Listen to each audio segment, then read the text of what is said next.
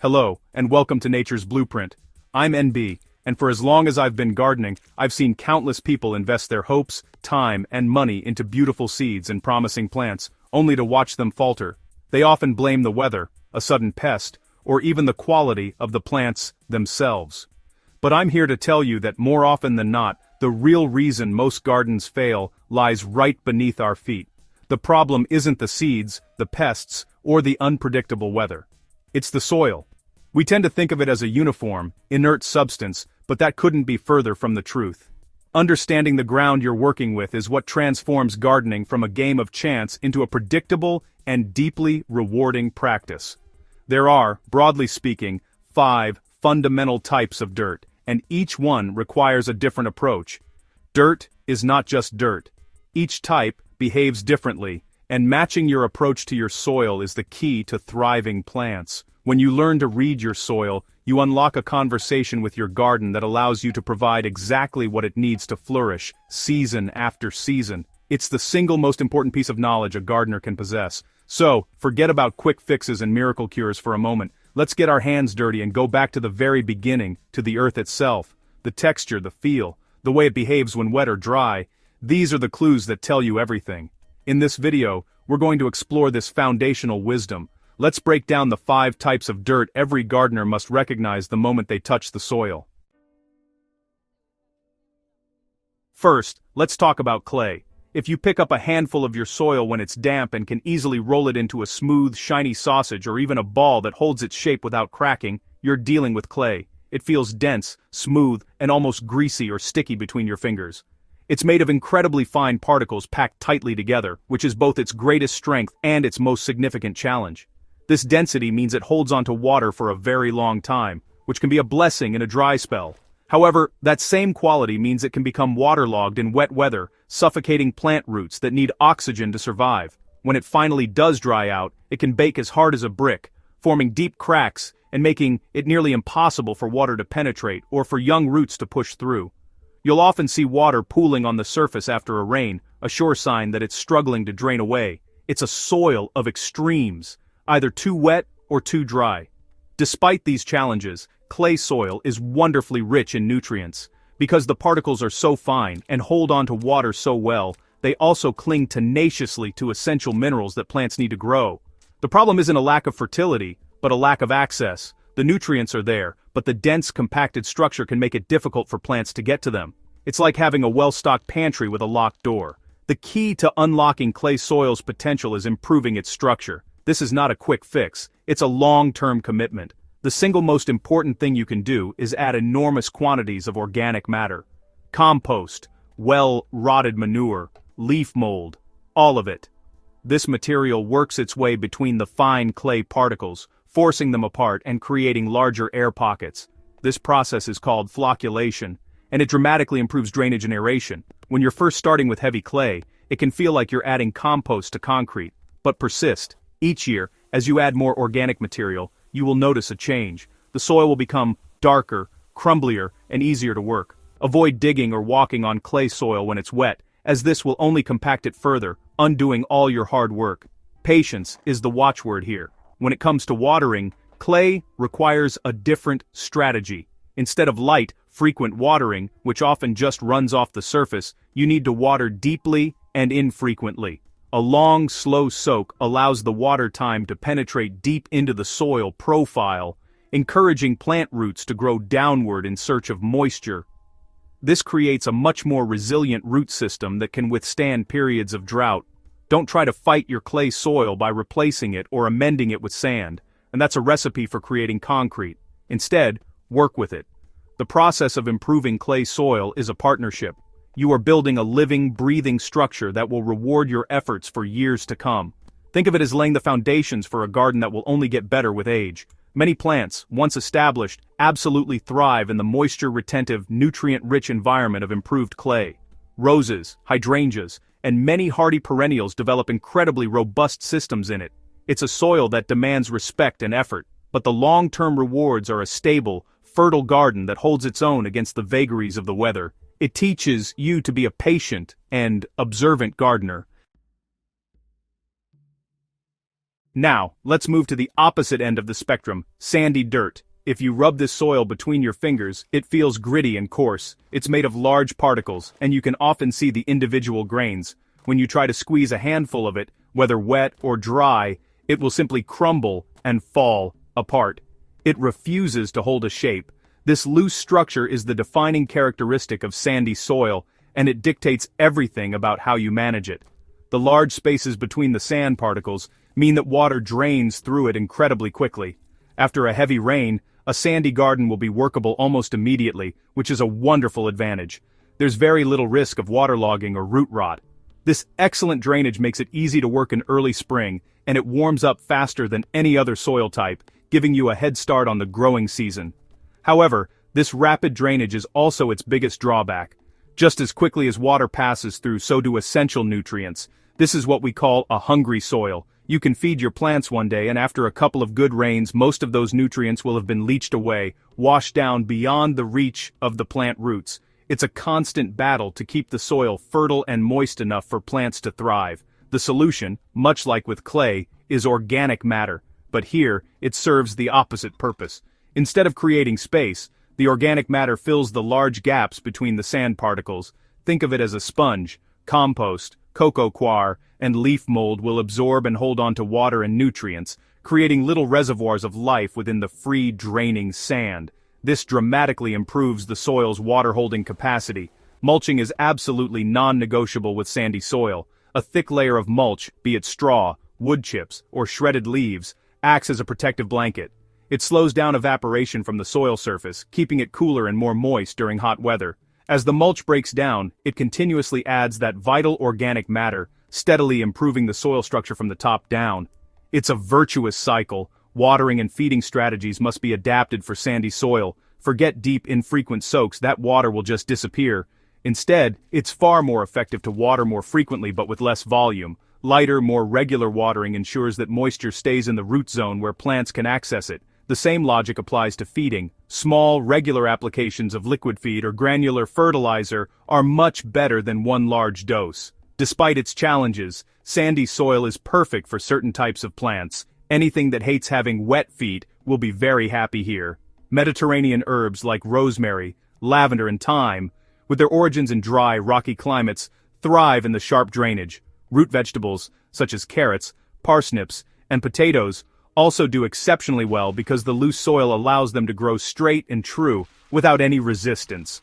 Working with sandy soil is about building substance and retention. You are constantly adding to it, building up its ability to hold on to life. It can be frustrating to feel like you're always feeding and watering, but the reward is a garden that is easy to dig, warms up quickly, and allows you to grow some truly wonderful crops that would struggle in heavier ground. It's a soil that encourages a little and often approach to gardening. Somewhere between the extremes of clay and sand lies silty dirt. When dry, silt feels soft, smooth, and almost powdery, kind of like flour, you know? When you rub it between your fingers, it doesn't feel gritty like sand, nor does it feel sticky like clay. When wet, it becomes slick and slippery, forming a smooth paste. It holds more water than sand but drains better than clay, which sounds quite ideal on the surface. In many ways, silty soil is one of the most fertile soil types you can have, second only to loam. The particles are smaller than sand but larger than clay, giving it a good capacity to hold on to nutrients and moisture. This combination means that plants have easy access to both water and food, leading to vigorous, healthy growth. It's naturally a very productive soil. However, silty soil has a significant Achilles heel. Its structure is very fragile. The fine particles are easily washed away by rain, making it highly susceptible to erosion. More importantly, it compacts very easily. Walking on a wet, silty bed, or even the impact of heavy raindrops can cause the surface to seal over, forming a hard, dense crust when it dries. This crust prevents water from penetrating and can stop seedlings from breaking through. Because of this tendency to compact, it is absolutely crucial that you avoid working silty soil when it is wet. Digging, tilling, or even walking on it will press the fine particles together, squeezing out the air and destroying its delicate structure. This is a soil that demands a light touch and careful timing. The best gardeners with silty soil learn to be patient and wait for the right conditions before they step into their beds. To protect its fragile structure, raised beds are an excellent solution for silty gardens. They prevent compaction from foot traffic and improve drainage even further. Whether you use raised beds or not, adding plenty of coarse organic matter like compost with some woody material in it or well-rotted bark is essential. This helps to bind the fine silt particles into more stable aggregates, making the soil more resilient. Mulching is also incredibly important for managing silty soil. A thick layer of mulch protects the surface from the impact of rain, preventing that hard crust from forming. It also helps to conserve moisture and suppress weeds. As the mulch breaks down, it continuously feeds the soil life and adds the organic matter needed to maintain a good, crumbly structure. It's a shield against the elements. When managed well, silty soil is a joy to garden in. Its soft texture makes it easy to dig and prepare for planting, as long as it's not too wet. Its natural fertility means you won't have to feed your plants as often as you would in sandy soil. It can support a huge range of crops, from leafy greens like lettuce and spinach to moisture-loving vegetables like squash and cucumbers. The key to success with silty soil is protection. You are the guardian of its structure. By minimizing compaction, adding organic matter to create stability, and using mulch to shield it from the elements, you can harness its incredible natural fertility. It's a soil that rewards gentle handling and thoughtful management with abundant harvests and lush growth. It teaches you to work in harmony with the weather and the seasons. And now, we arrive at loam, the soil type that gardeners dream of. Loam is not a single type of particle, but a balanced mixture of sand, silt, and clay, roughly 40% sand, 40% silt, and 20% clay. This combination gives it the best qualities of all three without their major drawbacks. It is the gold standard, the benchmark against which all other soils are measured. When you handle good loamy soil, it feels crumbly and slightly moist. It will hold together when you squeeze it, but it will easily break apart again with a gentle poke. It's dark and rich in appearance, often with a pleasant, earthy smell. This texture is the result of its balanced composition. The sand ensures good drainage and aeration. The clay retains moisture and nutrients, and the silt helps to bind the two together. This perfect structure means that loamy soil provides an ideal environment for plant roots. They can grow easily through the friable soil, and they have ready access to the water, nutrients, and oxygen they need to thrive. It drains well enough to prevent waterlogging but retains enough moisture to see plants through dry spells. It's a soil that is forgiving and generous. Furthermore, loam is typically rich in organic matter, which fuels a thriving ecosystem of beneficial microorganisms, fungi, and earthworms. This biological activity is constantly at work, breaking down organic material, releasing nutrients in a form that plants can use, and maintaining the soil's excellent crumbly structure. A healthy loam is a living, breathing system. However, having loamy soil is not a reason to become complacent. The most common mistake gardeners make with loam is taking it for granted. This beautiful balanced structure is not permanent. Every crop you grow and harvest removes nutrients from the soil. Over time, without replenishment, even the richest loam can become depleted, and its structure can degrade. To maintain the quality of loamy soil, you must continue to feed it. The principle is simple. Give back what you take out. This means applying a fresh layer of compost or well-rotted manure to your beds at least once a year, typically in the autumn or spring. This regular addition of organic matter replenishes nutrients and feeds the soil life that is essential for maintaining that perfect, loamy structure.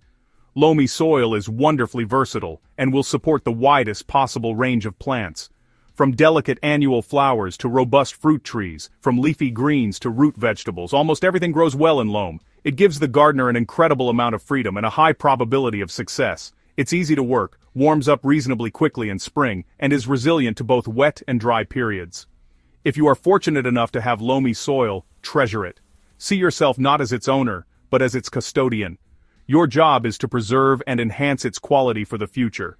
By consistently adding organic matter and practicing good soil husbandry, you ensure that this gardener's dream remains a productive and beautiful reality for many years to come. It's a soil that exemplifies the rewards of a balanced and sustainable approach.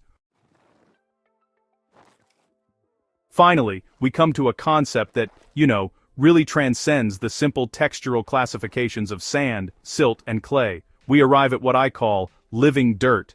This isn't a type you can identify solely by feel, but by its vitality. Living dirt is defined by its immense biological activity. It's what any soil, be it clay, sand, or silt, can become when it is managed with the goal of fostering life. It is the pinnacle of soil health. When you hold living dirt, it has a wonderfully soft, crumbly, and spongy texture, full of aggregates created by worms and microbes. It is dark in color, not just from carbon, but from the richness of its humus content. And then, there's the smell. It has a deep, sweet, earthy aroma, the smell of a forest floor after rain. This is the scent of geosmin, a compound produced by healthy soil bacteria. It is the perfume of life itself. Living dirt is incredibly resilient, because it is teeming with a complex web of life. It has a robust structure that resists compaction and erosion. The network of fungal hyphae and the tunnels from earthworms create a system that can absorb and hold vast amounts of water, releasing it slowly to plants when they need it. This makes the garden far more resistant to both drought and deluge. It is a self-regulating system. The key to creating and nurturing living dirt is to think of yourself not as a digger, but as a feeder of the soil. The goal is minimal disturbance. Every time we dig or till, we destroy the delicate fungal networks and disrupt the homes of the countless creatures that maintain the soil's structure.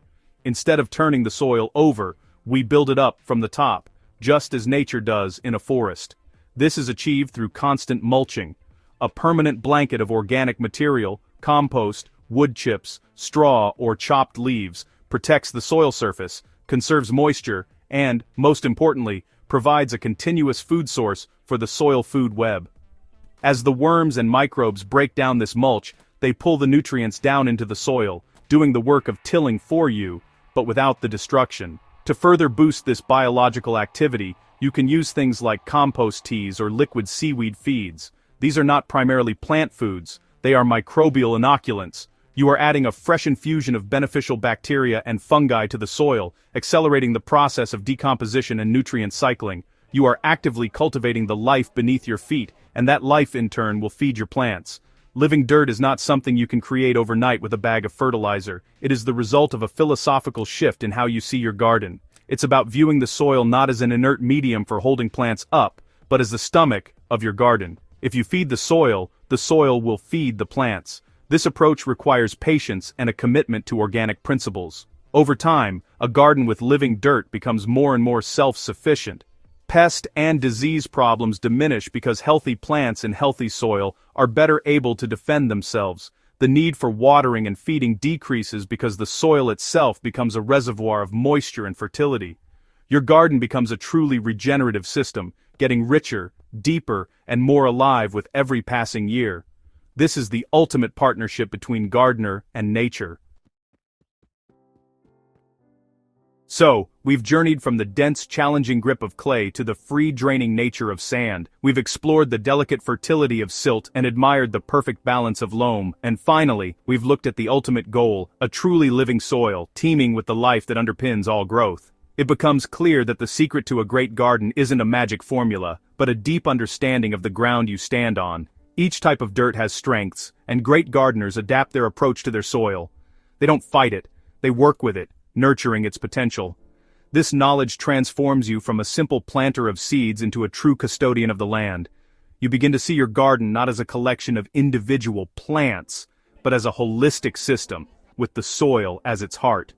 By observing, feeling, and responding to what your soil tells you, you create a partnership that yields not just flowers and vegetables, but a profound sense of connection to the natural world. It's a skill that will serve you for a lifetime of gardening. I hope this has given you a new perspective on the earth in your own garden. If this guide helped you see your soil differently, subscribe to Nature's Blueprint for more foundational knowledge. Share this with someone who keeps blaming their plants instead of their dirt. Take another look at the ground beneath your feet. It holds the key to everything. Thank you for watching, and happy gardening.